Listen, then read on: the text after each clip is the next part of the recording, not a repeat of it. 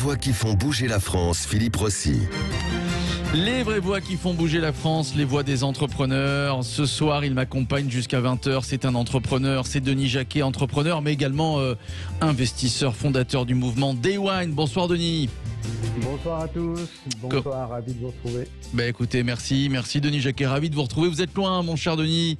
Vous naviguez entre Paris et les États-Unis, Paris à Miami. Ouais. Et justement, vous êtes ce soir de l'autre côté de l'Atlantique.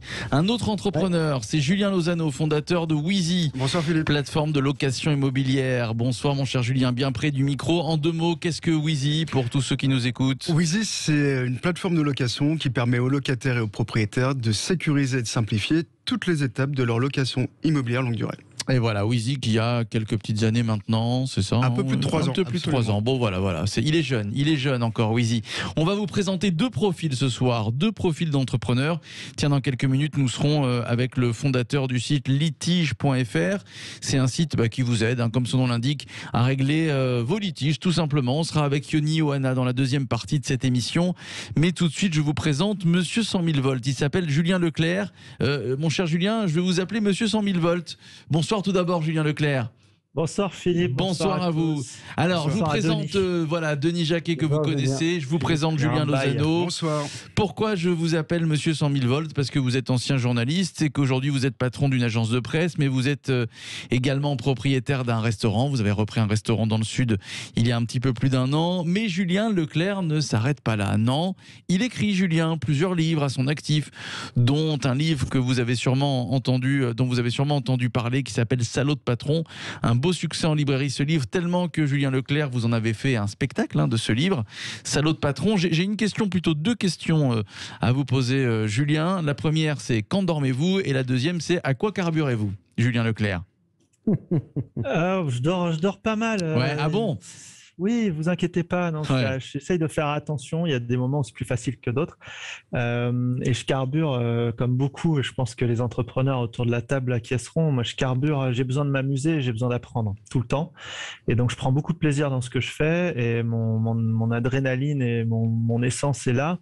Et puis, je carbure dans l'engagement aussi qu'il y a derrière l'entrepreneuriat. Je trouve que l'entrepreneuriat est à la fois amusant, apprenant et en même temps plein de sens pour la société. Et ça me fait carburer. Alors, je reconnais que de temps en temps, j'ai plutôt tendance à donner vie à mes rêves et il y a des moments où je suis hyper content, plein d'adrénaline, plein d'énergie. Puis il y a des moments où je me dis quand même, ce serait bien que tu te calmes un peu. Mais concilier les deux n'est pas toujours simple quand on est entrepreneur. C'est vrai, quand on est entrepreneur, j'ai envie de dire, faut pas s'endormir sur ses lauriers, Julien Lozano. On n'a pas le temps quand on est entrepreneur. Je crois qu'on n'a pas le temps. On s'endort, on perd l'argent, c'est ça. C'est vrai. Après, il est clair que le moteur, c'est la passion. Ouais. Alors, ce que dit Julien, et ce qui est étonnant, c'est que je sais qu'il y a 10 ans, par exemple, quand on disait, moi c'était mon cas en école de commerce, qu'on allait devenir notre propre patron et devenir entrepreneur, on nous demandait si on avait eu un problème pour se faire embaucher dans une grande boîte. Ça veut dire que l'entrepreneuriat et la vision de l'entrepreneuriat a énormément évolué et ça c'est génial. Denis Jacquet, vous connaissiez Julien Leclerc? Oui, effectivement, et on s'était pas vu depuis une éternité, parce que j'ai eu le bonheur d'animer un réseau qu'on a fondu dans le mouvement Day One qui s'appelle le Paris à la croissance, dans lequel on a fait, une dizaine de réunions avec 150 personnes par an. Donc, c'est près de 1500 personnes pendant près de 8 ans. Donc, ça a permis de croiser près de 12 000 entrepreneurs, sans compter les conférences, les réseaux, etc. Donc, du coup, forcément, il y a des personnes que vous voyez, et puis vous ne voyez plus et vous revoyez, mais le monde est petit. Donc, et Sud Radio, du coup, nous rassemble ce soir. Et voilà, on va raconter votre histoire quand même, Julien Leclerc. Alors, vous me le confirmez, vous étiez journaliste, quand vous avez commencé? Oui, je suis journaliste de métier. J'ai fait plein de trucs. J'étais ouvrier agricole, j'étais babysitter, mais j'ai la carte de presse depuis 2002. Bon, très bien. Alors, pourquoi et comment vous êtes passé du journalisme à l'entrepreneuriat, Julien Leclerc? Quel a été le déclencheur? Le déclencheur, c'est un peu par hasard. C'est que j'étais salarié d'une agence de presse familiale qui avait été fondée par ma maman, qui est une ancienne journaliste qui était notamment dans Presse Télé. Ouais. Et en fait, maman a eu un problème de santé. Et donc, du jour au lendemain, s'est arrêtée de bosser. Moi, j'étais dans la boîte et je lui ai dit, elle était très inquiète pour l'entreprise. Elle avait un peu que ça à la bouche. Je lui ai dit, écoute, je vais reprendre et puis on va voir. Et je raconte ça parce que c'était assez rigolo. La boîte allait pas très bien à ce moment-là et on l'a sauvée de manière assez originale avec les salariés. notamment en empruntant 250 000 euros au bonhomme vert en racontant que je voulais faire un voyage de noces. Et donc je raconte un peu ça dans Salaud de patron. Le bonhomme vert, c'est une célèbre agence alors de pas crédit que lui en vrai. En vrai, bon, d'accord. 6 fois 40 000 euros. Donc au bonhomme vert, il y a ses copains. Ouais, d'accord. Il y a plein de copains au bonhomme vert. C'est pas un conseil que je donne, parce que non, quand même. Donc ne vous jetez pas tout de suite sur les crédits conso. Mais oui, parce qu'après le bonhomme vert vous harcèle de lettres et de rappels. Ah oui, il faut le dire. Ouais. Donc j'ai attendu de les rembourser avant de le raconter. Je n'ai pas été super courageux quand même. Mais voilà, puis après j'ai découvert, en fait, je pensais que j'allais simplement continuer à faire le même job qu'avant en prenant quelques décisions supplémentaires, puisque ça faisait 8 ans que je travaillais dans cette entreprise et donc je la connaissais par cœur. Je ne pensais pas que mon quotidien allait être complètement transformé, et en fait j'ai pris dans la tronche qu'être entrepreneur, être dirigeant d'entreprise était un métier à part entière et que c'était à la fois absolument génial, hyper épanouissant, plein de liberté, plein de moments de fierté, de moments de doute aussi. C'est pour ça qu'il ne faut pas s'endormir sur ses lauriers d'ailleurs, mais c'est aussi quand même pas mal d'emmerdes, et j'ai beaucoup de choses qui sont éloignées des raisons pour lesquelles on a repris ou créé des entreprises. J'avais envie de raconter ça avec un peu d'humour. Alors votre regard, puisque vous avez été salarié quelques années auparavant, est-ce que votre regard sur les patrons a changé? Parce qu'on peut le dire, en France, en tout cas en France, le patron n'a pas une très très bonne image. Non, c'est pour ça que j'avais créé Salaud de patron en 2013 d'ailleurs, et que je continue à le porter, parce qu'il reste encore du boulot, mais je rejoins quand même ce que dit Julien. Je trouve que ça a pas mal évolué dans le bon sens. Et je pense qu'on a de plus en plus conscience que le dirigeant français, c'est d'abord un dirigeant de TPE-PME, soit dit en passant, et quelqu'un qui est quand même essaye d'être très agile, qui est plutôt engagé, qui est plutôt créatif et qui se bat pour faire bouger les lignes. Donc je pense quand même que ça change dans le bon sens, même s'il reste encore, notamment quand il y a des gros sujets sociétaux qui animent les syndicats, il reste encore un traitement très caricatural parfois de ce qui est notre profession. Ouais. Vous en avez souffert, vous, de Denis Jacquet? Et tiens, on va poser la question aussi à Julien Lozano, de cette image qu'a le patron en France. En fait, à titre personnel, c'est vrai que moi j'ai vu moi, je viens d'un milieu modeste, je suis né dans une petite ville quasi rurale de Basse-Normandie, un peu par hasard, mais néanmoins j'y suis né. Donc, si vous voulez, statistiquement, les chances que j'accède à un certain niveau social, à des études de haut niveau, ce que j'ai pu faire en prépa et grande école, c'était très faible. Donc, si vous voulez, pour toute ma famille qui avait misé un peu comme on mise au casino, tout sur le DJ, le Denis Jacquet, c'était vraiment... il ne peut pas nous décevoir. Et finalement, le jour où, après 3 ans de salariat, j'ai commencé à annoncer à mes parents, à mon environnement, qu'au lieu d'une carrière toute tracée avec un salaire plutôt confortable, puisqu'on a la chance dans les grandes écoles d'avoir des salaires assez confortables, j'abandonnais tout sans même savoir si pendant 1, 2, 3 ou 6 mois, j'allais pouvoir me payer.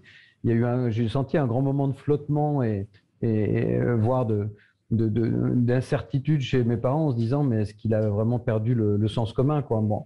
Et tous mes copains de promo ou copains ou copines m'ont dit mais t'es malade, t'as bossé, on a tous fait des prépas, on a bossé comme des cinglés pour faire ça, et là tu pars à l'aventure il n'y a même pas 3 ans. Et si vous voulez, comme je suis un tout petit peu plus âgé que ceux qui nous entourent ce soir, forcément moi en 90 sortant d'HEC, on était 0,7% de créateurs d'entrepreneurs. Donc ça s'appelle une école de commerce qui était en fait une école de gestion et de management, et encore une très belle école, je ne remets rien en cause, mais qui n'a jamais appris à qui que ce soit de faire du commerce et encore moins de l'entrepreneuriat. Alors ça s'est beaucoup amélioré depuis, énormément.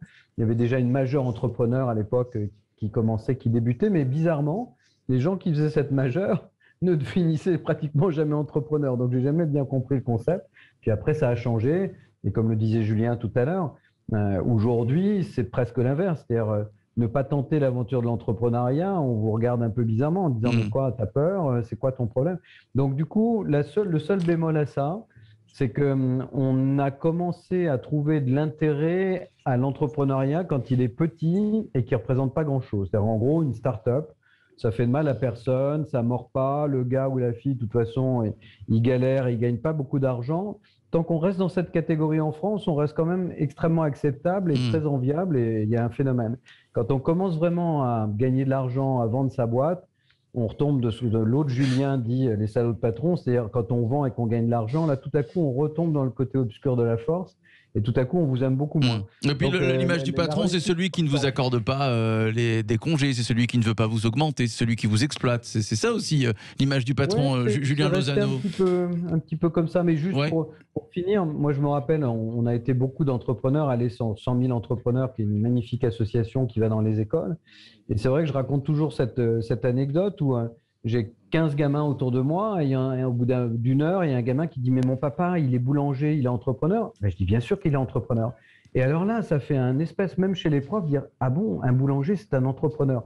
Donc, il y a aussi une espèce d'image de le patron, c'est le patron de grands groupes, c'est celui qui considère l'homme éventuellement comme un numéro. Mais on n'a pas cette image-là des dirigeants de PME ou un peu moins. Ouais. Donc, du coup, ça gagne progressivement toute la société. Et moins les patrons, comme vous êtes, Julien Lozano, de start-up. Hein. Oui, non, j'ai pas l'impression qu'on soit particulièrement critique. Les jeunes patrons sont plutôt des patrons cool. En tout cas, ça donne cette impression un peu cool. Des fois, peut-être même un petit peu fantasmée. Je crois qu'on est passé d'un extrême à l'autre. C'est-à-dire qu'on est passé de « Ah bah, pourquoi tu veux créer ta propre entreprise il y a 15 ans ?» à « Si t'as pas créé ta start-up avant 30 ans, c'est que t'as raté ta vie. » Et le risque que l'on a, c'est qu'être entrepreneur, alors c'est vrai que ça fait fantasmer, ça fait rêver, c'est devenu quasiment cool, mais il faut pas oublier aussi que c'est compliqué, que c'est beaucoup d'engagement, que c'est beaucoup d'énergie, que c'est pas fait pour tout le monde. Voilà, c'est aussi la réalité. Moi, souvent, on me dit « T'es courageux, t'as créé ton entreprise. » Non, je suis pas courageux, c'est que j'étais incapable de faire autre chose que de créer une entreprise. Donc, il y a aussi des tempéraments et des caractères. Je trouve que l'entrepreneuriat, en tout cas sa vision, s'améliore, c'est une évidence. Ce qui est un peu gênant parfois, c'est l'amalgame entre le patron d'une TPE et le patron du CAC 40 qui, évidemment, n'ont rien à voir. C'est-à-dire, d'un côté, il y a un entrepreneur qui engage son patrimoine, son temps, son argent, éventuellement sa maison en caution, et de l'autre côté on a un patron d'une grande entreprise qui est plus un salarié qu'un patron de TPE. Genre, c'est quand même le grand écart entre les deux, et c'est vrai que parfois, des fois en France, on a tendance un peu à faire l'amalgame. Alors, tu sais, quand on est entrepreneur, en général, on a le goût du risque, c'est ce que vous avez d'ailleurs, Julien Leclerc, puisque ça ne vous a pas suffi, une agence de presse, un livre, un spectacle, vous avez dit il y a un an, tiens, si je reprenais un restaurant. Ouais, en fait, je vous le disais, j'aime bien donner vie à mes rêves et à mes aspirations. J'ai pas envie de regretter de ne pas avoir osé faire des choses. Et c'est sûrement chouette. Et je rejoins complètement ce que dit Julien. C'est pas du courage, c'est qu'en fait, j'arrive pas à faire autrement. Et j'avais envie de cuisiner. J'adore cuisiner depuis très longtemps. J'ai une maman qui a eu un restaurant. J'ai une frangine qui cuisine énormément. Et donc, j'avais envie de ça. Et puis, il y a autre chose, c'est que moi, quand les choses sont très posées, très cadrées, etc., une fois que ça roule, j'ai besoin de me mettre un peu en danger. Et donc là, il y avait une opportunité assez dingue, un endroit que j'adore dans le village où j'habite, à Lectoure, dans le Gers, et un endroit fabuleux. Et donc on a sauté dessus, on a repris ça entre les deux confinements. Reprendre un resto en 2020, c'était sans doute pas la meilleure idée de l'année, mais j'ai pas de regrets néanmoins.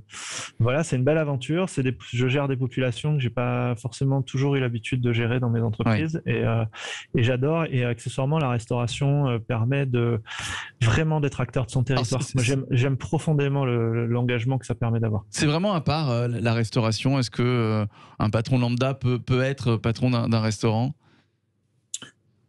Oui, je pense vraiment qu'être dirigeant d'entreprise, c'est un métier à part entière. Et donc, à partir du moment où on a des bons réflexes, où on sait prendre une décision, où on sait se remettre en question, je crois que c'est la première qualité d'un chef d'entreprise, c'est de savoir se remettre en question, et où on est prêt à apprendre assez vite. Je pense que oui, on peut, parce qu'il y a quand même 80% de mon quotidien, que ce soit au resto, à l'agence de presse, ou j'ai une maison d'édition aussi, c'est un peu les mêmes choses. Après, il y a les 20% qu'il faut pas rater. Donc les 20%, en l'occurrence dans un resto, faut mettre la main à la pâte. Faut savoir maîtriser les différents postes, savoir se mettre derrière le bar, savoir se mettre derrière les fourneaux.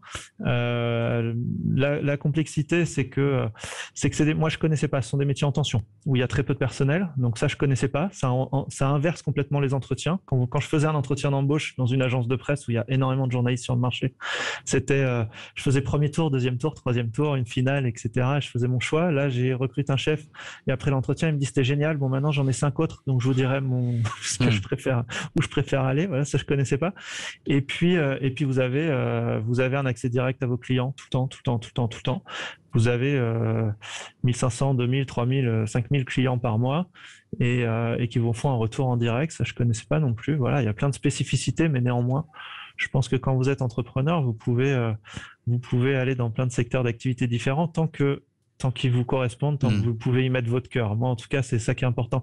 Un tout petit détail assez rigolo. Là, vous posez beaucoup de fois la question sur patron et vous avez vu, naturellement, on arrive sur entrepreneur. Oui, c'est vrai. Quand j'ai écrit salaud de patron il y a 8 ans, c'est plutôt le mot de salaud qu'on m'avait reproché.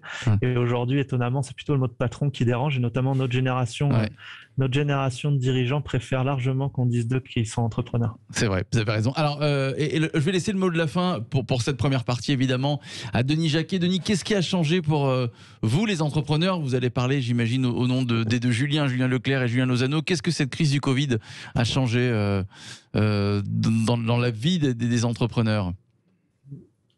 En fait, on a malheureusement retrouvé la présence de l'État qui a décidé de fermer nos entreprises dans certains cas pour les faire vivre de subventions dans l'autre. Et ça, pour moi, à part l'Union soviétique, c'était un truc ou Cuba, c'était impossible de trouver ça dans un pays occidental civilisé. Donc le fait tout à coup de se faire voler ses libertés au nom d'une maladie qui restera de toutes les épidémies des 100 dernières années la moins mortelle du monde a été pour moi un traumatisme très fort. Le deuxième, de mettre tout le monde à la soupe populaire, de décider si votre chômage partiel, le niveau des gens que vous pouvez faire venir dans l'entreprise, enfin tout ce qui est notre liberté au quotidien a tout à coup été dévasté, et l'État s'est imposé comme notre père, notre mère, notre médecin, notre tuteur, le dirigeant de notre entreprise, en nous disant écoutez, vous plaignez pas, déjà on va vous donner des subventions pour tenir. J'ai trouvé ça juste tout à fait insupportable. Même si pendant la crise, beaucoup d'entreprises ont continué à prospérer. Toutes celles qui continuent à avoir des rentrées récurrentes et beaucoup moins de charges ont gagné énormément d'argent. Et d'ailleurs, on l'a vu, de grandes boîtes ou petites boîtes, il y a beaucoup d'argent, de gens qui s'en sont très très bien sortis par la crise. Et pour Julien, qui est dans la restauration, comme il disait avec humour, parce qu'il y a des moments où on est obligé de se détacher pour pas mourir dépressif. Mais effectivement, lancer dans la restauration, moi mon fils a un food truck, c'est juste une catastrophe.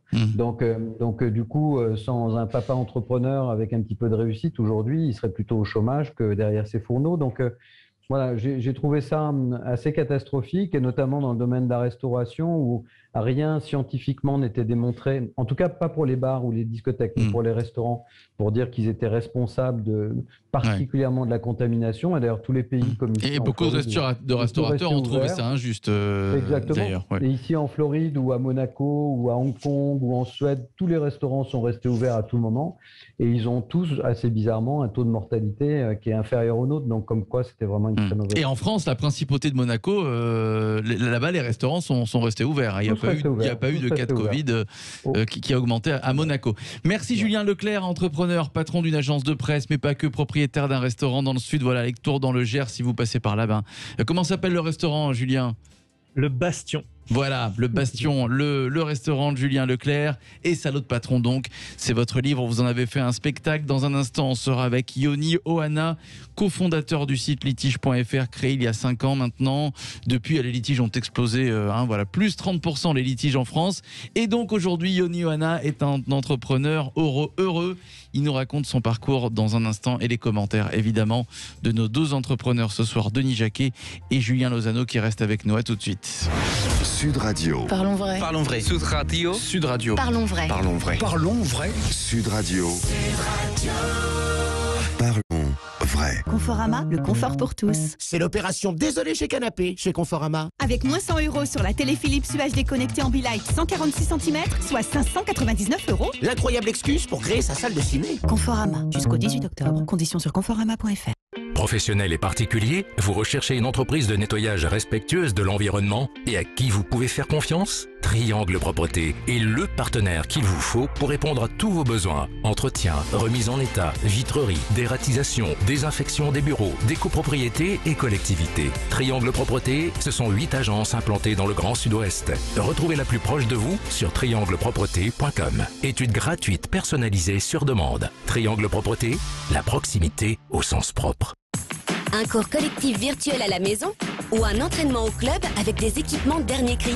Maintenant et temporairement, 6 semaines offertes plus un sac de sport. Aujourd'hui, dernier jour pour en profiter. Hors frais d'inscription, seulement valable du 23 août au 30 septembre 2021 pour toute nouvelle souscription d'1 an. Voir conditions sur basic-fit.fr. Sud Radio Anglette. 103.9. Sud Radio. Entrepreneur, conquérir, c'est grandir. Participez à la 7e édition de Big, BPI France InnoGénération. Plus de 400 ateliers, conférences et masterclass. Une journée pour comprendre les enjeux de demain et développer votre business et votre réseau. Rendez-vous le 7 octobre à l'Accor Arena Paris. Plus d'infos sur big.bpifrance.fr. En partenariat avec les Indes Radios. Tu connais Zalando? Bah oui, j'adore. Et Zalando Privé? Non, dis-moi tout. Avec Zalando Privé, tu es invité à des ventes privées de marques hyper tendance. Tous les jours, tu découvres des nouvelles sélections mode, maison, accessoires, avec des remises incroyables jusqu'à moins 75%. Moins 75%? C'est quoi l'adresse de ton bon plan? Zalandoprivé.fr. Détails de l'offre sur zalandoprivé.fr. Sud Radio, les vraies voix qui font bouger la France, Philippe Rossi.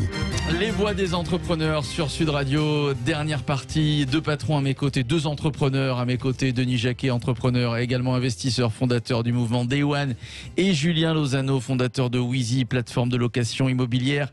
Chaque semaine dans cette émission, eh bien, nous mettons en lumière le parcours de plusieurs entrepreneurs, ceux qui ont décidé de sauter dans le vide, de réaliser leurs rêves. C'est le cas de Yoni Ohana qui est avec nous, bonsoir. Bonsoir à tous. Bonsoir à vous, Yoni Ohana, cofondateur du site litige.fr, litige au pluriel, litige.fr qui propose donc des services en ligne qui simplifient les démarches juridiques des particuliers dans les contentieux, attention, qui les opposent à des entreprises, évidemment, hein, ça ne va pas être particulier contre particulier, mais plutôt... Si, aussi, ça peut être aussi, d'accord, autant pour moi, litige.fr, comment cette idée vous est venue, Yoni Ohana, il y a 5 ans maintenant? Alors, au tout départ, c'est suite à une expérience personnelle de mon associé, Jérémy Wanino, qui avait réservé un voyage et les prestations qu'il avait réservées n'étaient pas conformes.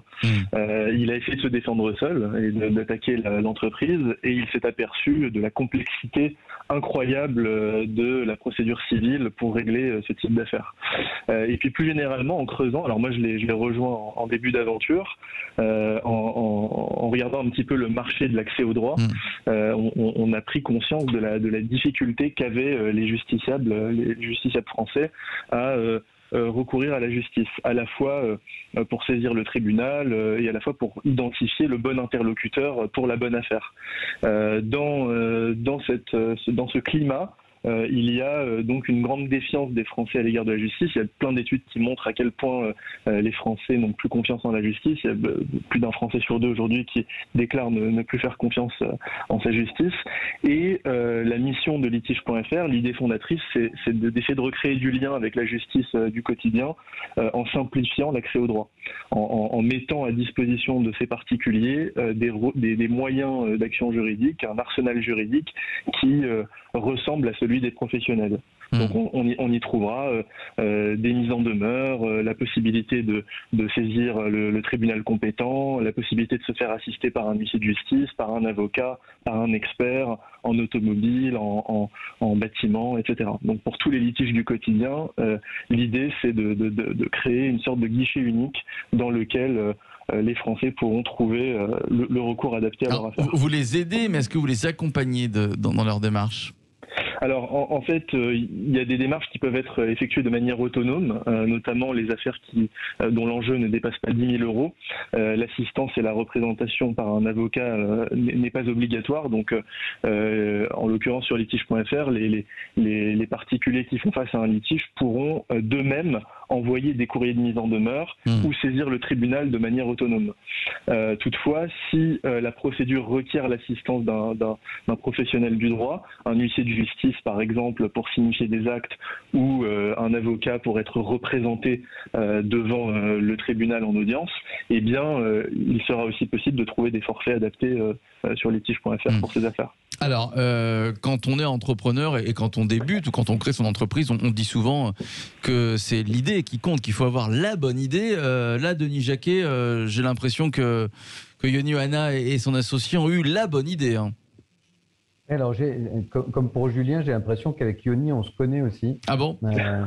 Il me semble qu'on s'est rencontrés, je ne sais pas si vos bureaux à l'époque n'étaient pas près des Champs-Élysées, sans dévoiler l'adresse exacte. C'est toujours le cas, c'est toujours le cas. Voilà, donc on s'est vu rue qui commence par un P, si je me souviens bien, mais il y a au moins 3-4 ans. C'est quand j'avais créé avec Grégoire l'Observatoire de l'ubérisation et on rassemblait un petit peu tous ceux qui apportaient des nouveaux modèles sur le marché. Et Et donc, il y a ce grand secteur qu'on appelle les legal tech, donc plutôt mot américain qui désigne tous les secteurs du droit qui sont aujourd'hui, j'allais dire attaqués, c'est un mot un peu fort, mais qui ont été disruptés. Voilà, c'est plus tendance par des nouveaux acteurs. Donc Yoni a été vraiment un des tout premiers dans les 2 ou 3 qui sont vraiment arrivés sur ce secteur rapidement, avec tout un tas de levées de boucliers parfois des acteurs traditionnels qui ont vu ça arriver de façon effarouchée, puis progressivement les choses se sont calées, comme pour toute innovation, et ça répond à un vrai besoin. Donc il y a un besoin de résoudre des litiges quand vraiment on a épuisé un petit peu tous les autres moyens. Et puis, si vous vous rappelez, dans cette émission, Philippe, j'avais invité Pierre Pellouzet, qui est le médiateur des entreprises, qui est un personnage lié à Bercy et qui est là pour essayer justement d'éviter qu'on en arrive là. Et je pense que ce que fait Yoni pour les conflits entre particuliers et entreprises, qui sont vraiment très fréquents et parfois assez nocifs, voire fatals, et ce que font la médiation de l'autre côté sont les deux bras armés qui permettent de résoudre plein de problèmes qui nous polluent la vie à nous en tant qu'entrepreneurs. Et alors, je peux que souscrire à ce que dit Yoni sur la confiance des gens qu'on a dans la justice, parce que effectivement, si on regarde, nous, entrepreneurs, un certain nombre de juridictions un peu partout en province, certaines n'ont pas vu une décision favorable à un entrepreneur depuis plus de 15 ans. Je ne sais pas si vous imaginez, notamment à Nîmes, j'avais rencontré, ils n'avaient pas eu une seule décision en cour d'appel d'un jugement de prud'homme favorable à un entrepreneur en 18 ans. Donc c'est vous dire que... les prud'hommes, en général, on dit que c'est plutôt favorable aux salariés, je crois, à 75 ou 80%. En fait, c'est pas si vrai au quotidien. Ça marche qu'à un, mais pas trop mal. En fait, là où sont vraiment les juges d'extrême gauche très arqués contre l'entrepreneuriat et les entrepreneurs, c'est plutôt en appel. C'est là où ils sont tous concentrés. Enfin, c'est les mêmes qu'on trouve dans le secteur financier qui avait valu à Sarko le mur des cons. Vous vous souvenez certainement de cet épisode. En fait, ils sont de plus en nombreux et la justice devient en France un outil de gestion politique et non plus un outil d'interprétation. Donc, je suis d'accord avec Yoni. Aujourd'hui, les gens ont de moins en moins confiance dans 2 choses, la politique bien évidemment et la justice, et c'est d'ailleurs très dommage pour un État démocratique, mais c'est comme ça. Yoni Oana, je donnerai la parole pour conclure à Julien Lozano. C'est très fréquenté votre site litige.fr. Je disais tout à l'heure que les litiges ces 2 dernières années ont explosé de plus de 30%. Est-ce que vous le ressentez sur votre plateforme ? Alors aujourd'hui, on a entre 250 000 et 300 000 affaires qui sont déposées chaque année sur le site.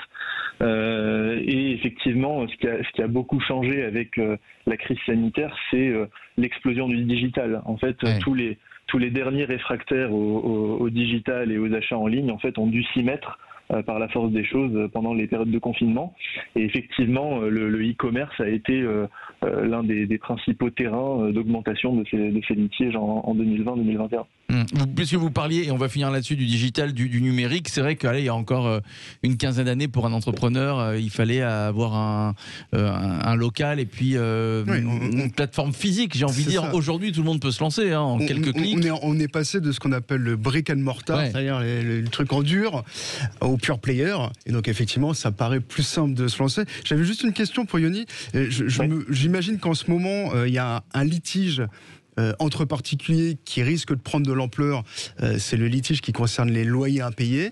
Est-ce que votre plateforme permet de gérer ça? Si oui, comment? On sait que la loi est extrêmement protectrice pour les locataires. Voilà, comment on fait pour gérer un impayé sur... Alors, Yoni Oana, en 30 petites secondes, parce que malheureusement il nous reste une petite minute, en 30 secondes, Yoni. C'est dommage parce que c'est une excellente question. En fait, on a un département effectivement dédié à ces litiges, aussi bien côté locataire que propriétaire. Je vous rejoins tout à fait sur l'observation sur le cadre légal. Il est surprotecteur des locataires et c'est parfois très contre-productif dans la mesure où, en rendant ces procédures pour le bailleur très complexes, eh bien, in fine, on va avoir tendance à rigidifier l'accès au logement, l'accès à la location. En fait, on va avoir des garanties qui sont demandées aux locataires qui sont absolument énormes et finalement, ça pénalise en très grande majorité les locataires. Merci Yoni Oana, merci cofondateur du site litige.fr, merci à Denis Jacquet d'avoir participé à cette émission, merci à Julien Lozano, fondateur de Wizy, plateforme de location immobilière. Dans quelques minutes, restez avec nous, ça va chanter avec le chanteur Albin de la Simone, l'invité d'Yvan Cujous pour le Loft Music dans quelques instants. À tout de suite.